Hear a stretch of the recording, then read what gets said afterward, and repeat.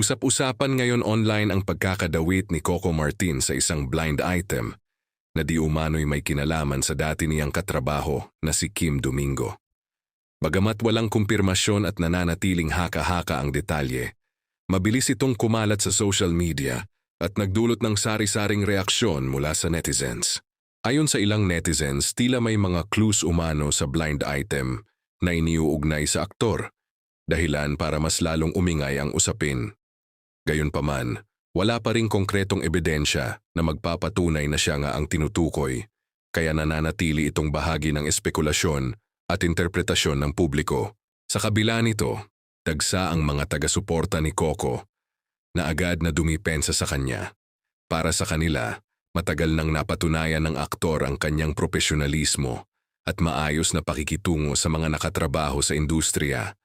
Kaya hindi umano ito basta-basta masasangkot sa ganitong klase ng intriga. Ipinunturin ng marami ang relasyon ni Coco kay Julia Montes na matagal nang iniuugnay sa kanya. Ayon sa fans, kilala ang aktor sa pagiging loyal at pribado pagdating sa kanyang personal na buhay.